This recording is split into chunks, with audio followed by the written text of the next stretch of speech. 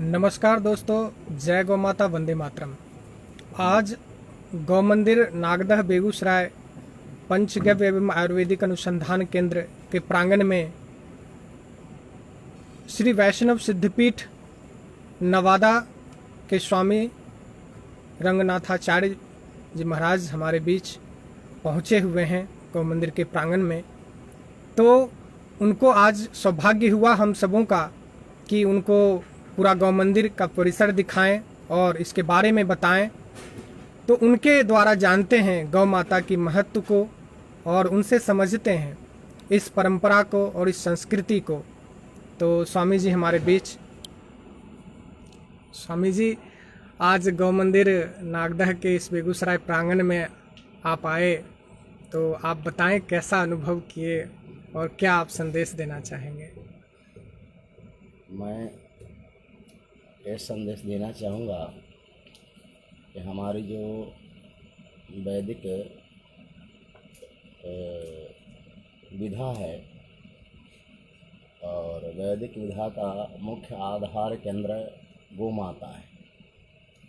हमारे यहाँ जितने भी यज्ञ याग इत्यादि संपन्न हुए, उसका आधार अर्थात वैदिक जीवन का आधार गौ माता है।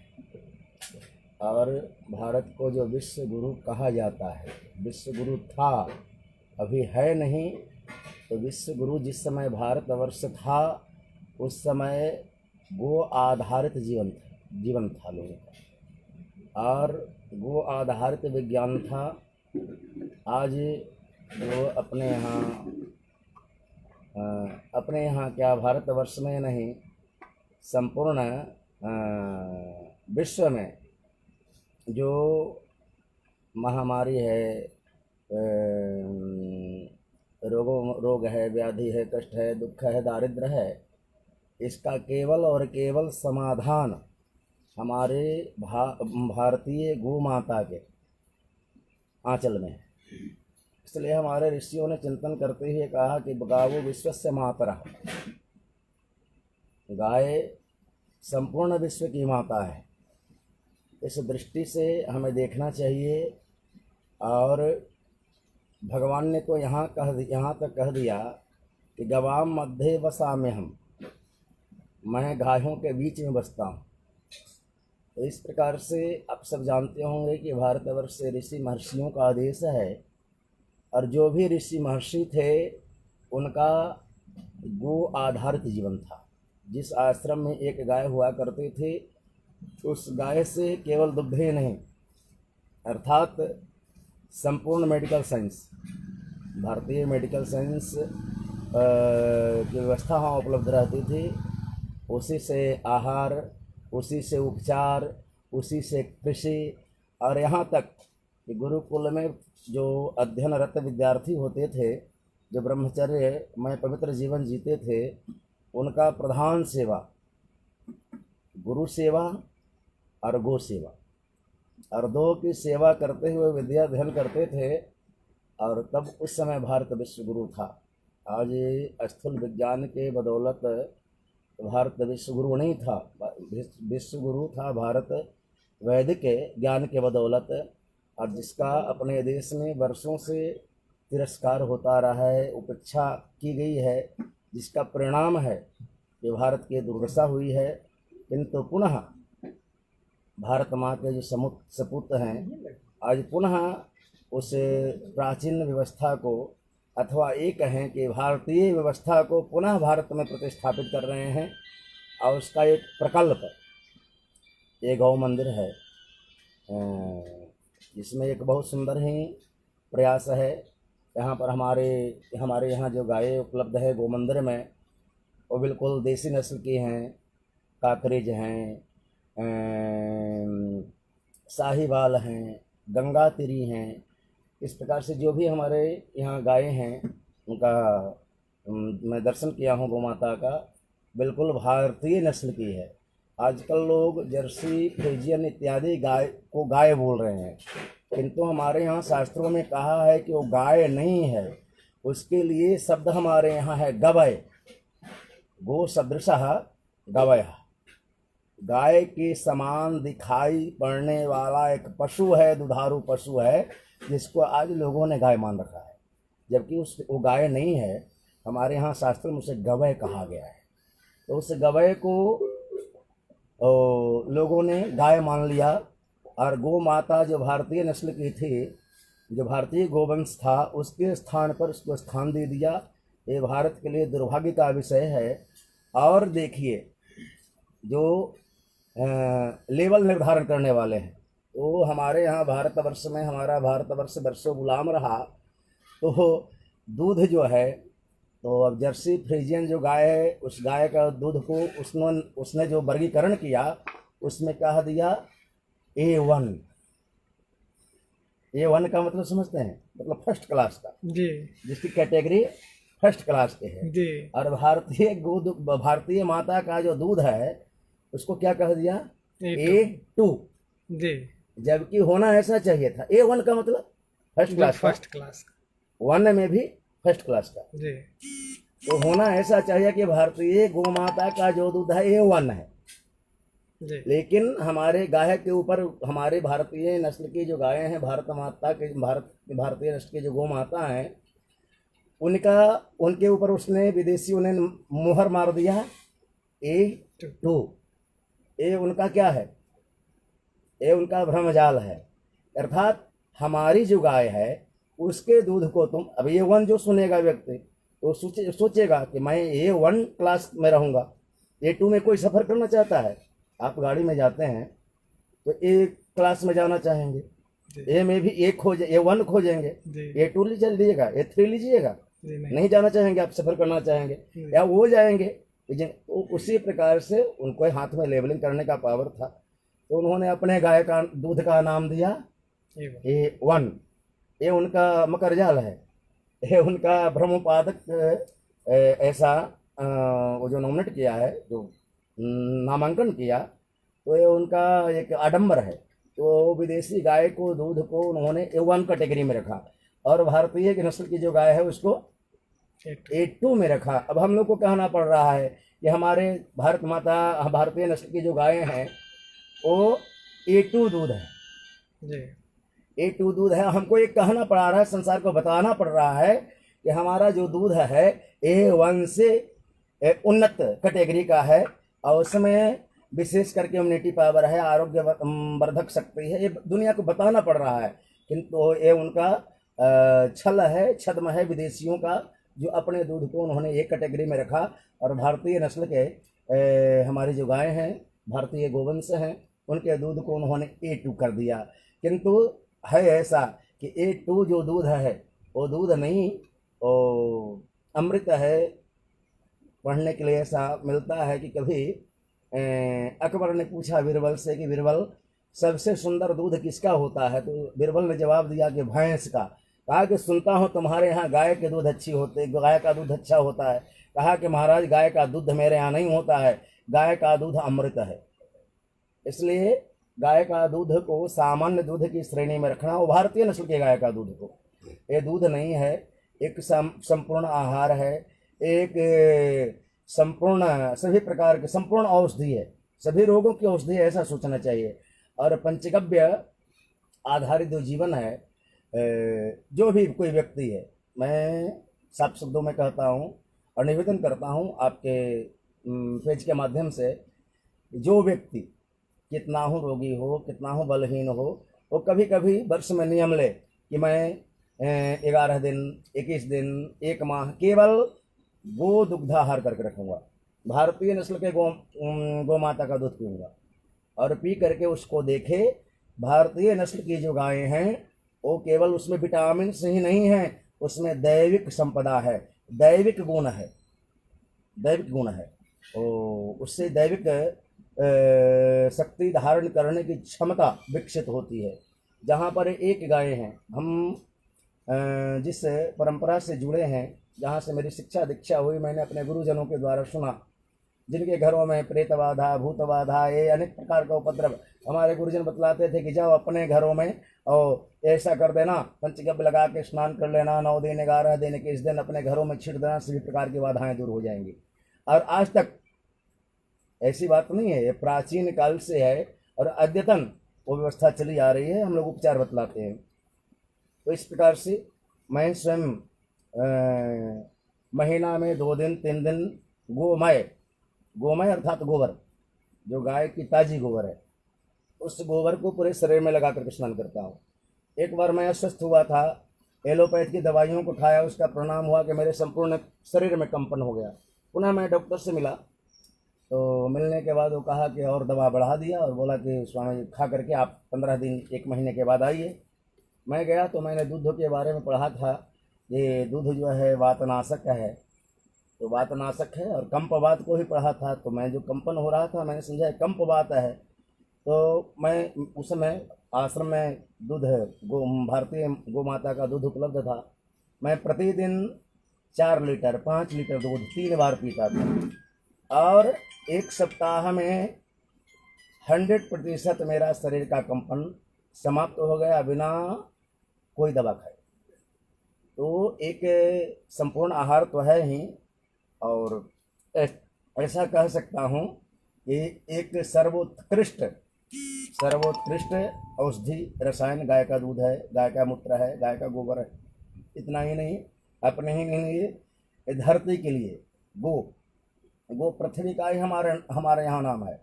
आप जब पुराणों में पढ़ेंगे कि जब इस धरती पर अत्याचार दुराचार बढ़ता है, जब विधर्मी बढ़ते हैं, तो जो धरती माता है, वो धरती माता कोई दूसरा रूप नहीं धारण करती है, वो गाय का रूप धारण करती है। और गाय का रूप धारण करके देवताओं के शरण में जाती है, ऋषि मनुष्यों के शरण में जाती है, और ये सब पुनः भगवान की प्रार्थना करते हैं क्षीर सागर के तट पर जाकर के।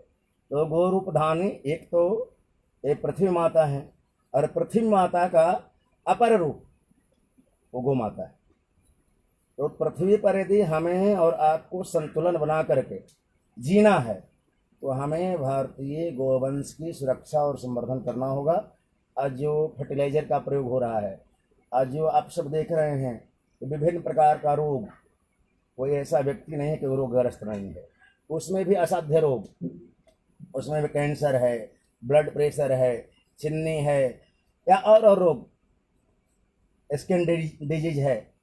तो ये सब जो रोग हैं किसका परिणाम है? आज जो फर्टिलाइजर का प्रयोग हो रहा है, फर्टिलाइजर का प्रयोग हो रहा है, और गो आधारित कृषि हमारे यहाँ समाप्त हो गई। एक षड्यंत्र के तहत भारत को व्यापार का अड्डा बनाया गया, और हरित क्रांति के नाम पर, हरित क्रांति तो नहीं आई हमारे यहाँ, ऐसा समझा जाए हरित क्रांति भारत के लिए एक अभिशाप है, जिसके द्वारा रोग की क्रांति लाई गई। रोग की क्रांति लाई गई, अन्न उत्पादन को बढ़ाने के लिए हरित क्रांति के नाम पर फर्टिलाइजर का प्रयोग हुआ। उसका परिणाम हुआ कि आज हमारे यहाँ जो धरती की उर्वरा शक्ति है वो नष्ट हो गई। अन्न जो उपज रहा है देखने में तो है, किंतु उसमें स्वाद नहीं है, उसमें गुणवत्ता नहीं है। तो इस प्रकार चाहे साग हो, सब्जी हो, फल हो, जो भी है वो सब आज के डेट में दूषित हो चुका है। और इसको यदि शुद्ध करना है, तो शुद्ध करने का एक और एकमात्र केवल उपाय है गो आधारित जीवन, गो आधारित कृषि, गो आधारित चिकित्सा। ये सब संभव है केवल भारतीय गो माता के द्वारा। तो गावो विश्वस्य मातरः, गाय विश्व की माता है, केवल हम लोग की माता नहीं है। गाय धरती का अपर रूप है। इस प्रकार से ये जो प्रकल्प है एक समझिए मॉडल है। आज के लोगों को इससे शिक्षा लेनी चाहिए, और इस प्रकार के प्रकल्प को पंचायत लेवल पर, ब्लॉक लेवल पर, डिस्ट्रिक्ट लेवल पर एक जगह से जो आवश्यकता है उसको पूर्ति नहीं की जा सकती है। विशेष करके आज जो हमारे नवयुवक हैं, जो काम खोजते चल रहे हैं, जॉब खोजते चल रहे हैं, और जॉब खोजते चल रहे हैं, तो यदि जॉब जो खोज रहे हैं, जो एजुकेटेड हैं, पढ़ लिख करके 10,000 15,000 के नौकरी के लिए इधर से उधर भटक रहे, इस कंपनी से उस कंपनियों में, उनके लिए भी मैं संदेश देना चाहता हूं कि वो अपने पढ़ाई लिखाई को इस ओर लगावे। तो उनको जॉब खोजना नहीं पड़ेगा और दूसरे को जॉब देने लगेंगे। और तो ये मेरा आज के नागरिकों के लिए है। आज जो आप लोग देख रहे हैं, आज आपके मैं फेसबुक साइट के माध्यम से मैं कहना चाहता हूँ, पेज के माध्यम से, कि आज जो मार्केट में दूध है, दही है, घी है, या जो भी गव्य संबंधी प्रोडक्ट है वो है नहीं। भले ही उस पर लिखा जाता हो देसी घी, दूध, गाय का दूध, लेकिन वो दूध है नहीं। आप सब जब जाएंगे और उसके अंदर में जाएंगे तो आप पाएंगे, यदि आपके यहाँ 10 लीटर दूध होता है और 10 लीटर दूध यदि किसी वो मिल्क प्रोडक्ट जो बनाने वाले हैं या जो डेयरी चलाने वाले हैं, कोई डेयरी हो, वो यदि जाता है तो आपका 10 लीटर से वहाँ 60 लीटर तो तैयार होता ही होता है। इसलिए उसे दूध नहीं कहा जा सकता है, उससे एक प्रकार का विष कहा जा सकता है। वो विष है एक प्रकार का उसे में। तो ये जो दीवाबंद भोजन, दीवाबंद दूध है, तो इस तरह का जो गौशाले हैं, विशेष करके जो जनमानस है, उससे भी मैं निवेदन करना चाहता हूँ। इस प्रकार के जो गौशाले हैं जहाँ इस प्रकार का प्रोडक्ट तैयार हो रहा है जो प्रमाणिक है, और इसके साथ साथ बहुत तरह की सेवाएं भी चल रही हैं, विशेषकर तो गौ सेवा। तो आजकल हमारे यहाँ जो गो पालन करने वाले हैं उनका दूध जो है डेयरी वाले 30 रुपये 32 रुपये ले लेते हैं और उसी दूध को 45 रुपये 50 रुपये जैसा वो बेचते हैं। तो एक लीटर से वो 6 लीटर तैयार करते हैं। जब कहते हैं कि अच्छी क्वालिटी है मेरी तब, और यदि 1 से 10 लीटर बना दिए तो फिर राम जाने वो क्या दूध रहा या पानी रहा या केमिकल रहा, राम जाने। तो इस प्रकार से एक ये जो पैकिंग का जो है अंदर में क्या है ये कोई नहीं देख पा रहा है, एक पैकिंग का चमत्कार है। तो मैं जनमानस से कहना चाहता हूँ पैकिंग पर न जाए। यदि शुद्ध दूध चाहिए तो इस प्रकार का जो गौशाला है उससे दूध लें। शुद्ध घी चाहिए तो ऐसे जगहों से ले। आजकल पूजा पाठ खूब लोग कर रहे हैं, लेकिन पूजा में जो प्रयोग हो रहा है वहाँ घी पर लिखा रहता है पूजा घी। मैं कहता हूँ पूजा घी नहीं, वो पाप घी है। उसमें घी का अंश ही नहीं होता है। या तो जानवरों का चर्बी रहता होगा, या तो हो सकता है कहीं वो मोम रहता होगा जिससे मोमबत्तियाँ बनती हैं। क्या होता रहता है पता नहीं, क्योंकि जो ही आप दुकान में जाएंगे आप पूजा घी कहिए तुरंत निकाल कर दे देगा। और खाने वाला घी यदि मांगिए तो दुकान को ढूंढना प्रारंभ करेगा, बोलेगा खाने वाला घी नहीं है। जबकि हमारे यहाँ पूजा में, अनुष्ठान में, यज्ञ में शुद्ध वस्तु का प्रयोग होता है। तो जब वस्तु ही दूषित है, वस्तु ही शुद्ध नहीं है, तो उसका प्रतिफल हमें कैसे मिल सकता है। तो आज मार्केट में 100-150 से लेकर के और कहाँ तकला घी उपलब्ध है। 100 रुपये भी आपको घी मिल जाएगा, 150 रुपये भी मिलेगा, 200 रुपये भी मिलेगा, 300 रुपये भी मिलेगा, 400 रुपये भी मिलेगा। तो इससे वो रेट बतलाता है कि ये घी नहीं है। तो जो पूजा पद्धति का संपादन करने वाले हैं उनसे भी मेरा आग्रह है कि इस प्रकार के जो प्रमाणित गौशाले चल रहे हैं वहाँ से घी लें, वहाँ से दूध लें, वहाँ का प्रोडक्ट लें, उन डेयरियों का नहीं जो 1 लीटर से 6 लीटर बनाते हैं, 1 लीटर से 10 लीटर बनाते हैं। और आपके यहाँ प्राकृतिक चिकित्सा जो है ये भी बड़ा सुंदर है। इसमें सभी प्रकार का बाष्प स्नान है, वो तेल धारा, मालिश, प्राकृतिक चिकित्सा का जो भी है प्रकल्प वो भी बड़ा ही सुंदर प्रारंभ हुआ है। इसका भी जनमानस लाभ उठावे और तो इससे बहुत बड़ा उनका भी उपकार होगा। हमारे यहाँ आयुर्वेद में रोग को दबाया नहीं जाता है, रोग का जो कारण है उससे मिटाया जाता है। हमारे यहाँ एक ग्रंथ है आयुर्वेद का, माधव निदान। उसमें पहले निदान पर विचार हुआ है कि रोग का कारण क्या है। तो वो रोग का कारण क्या है, तो कारण को हमारे यहाँ ढूंढा जाता है और रोग के कारण को ही समाप्त किया जाता है। ये हमारी भारतीय विधा है। और पाश्चात्य विधा क्या है, जो एलोपैथ वाला है, कि रोग के लक्षण को दबा देना। तो रोग के लक्षण को दबा देना ये रोगोपचार नहीं है, रोगोपचार नहीं है।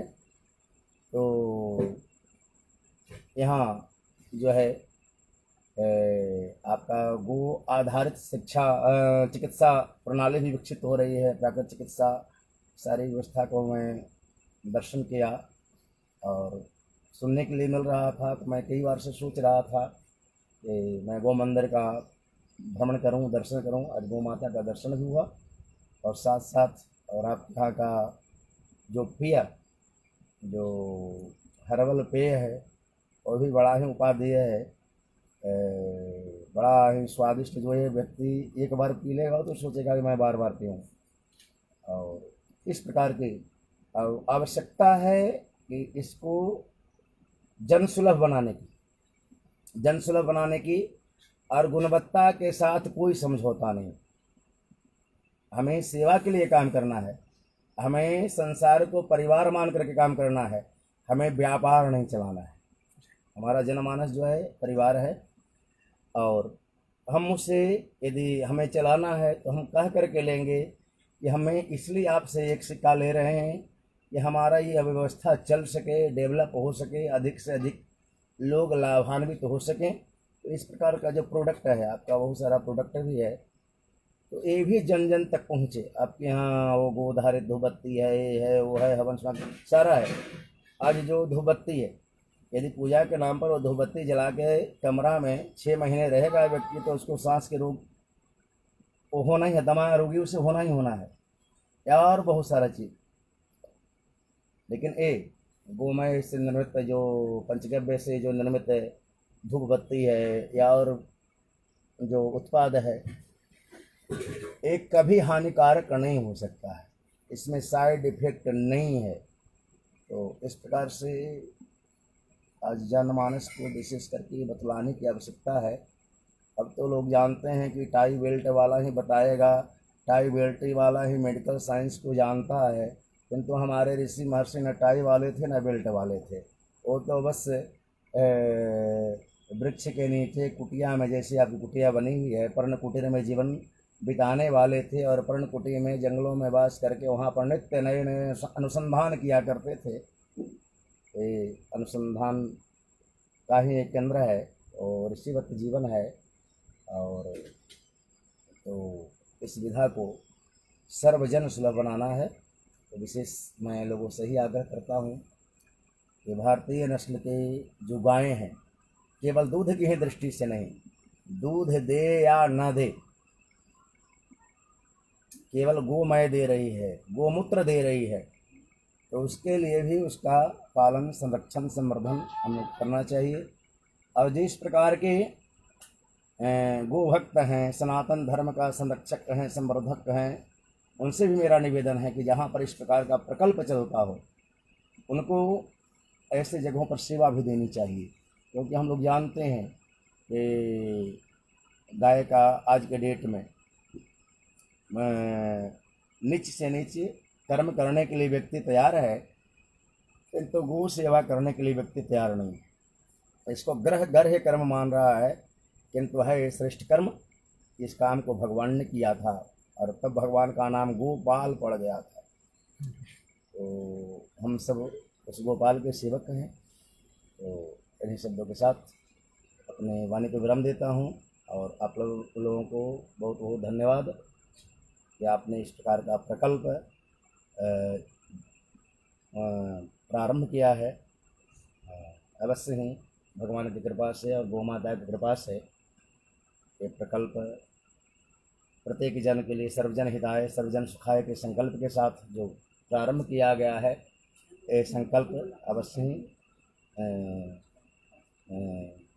फलित होगा। गौ माता की जय। जय गोविंद, जय गोपाल। बहुत बहुत धन्यवाद स्वामी जी। तो स्वामी जी का आपने सुना। ऐसे ही विद्वान जन जब भी इस गौ मंदिर के प्रांगण में आएंगे, उनके माध्यम से हम आपके बीच जो हमारी संस्कृति है, जो हमारी सभ्यता है, उसको आप लोगों के बीच रखेंगे, ताकि कुछ समझ पाएँ आप और फिर से वो पुनः भारत का निर्माण हम लोग कर सकें। जय गौ माता, वंदे मातरम। तो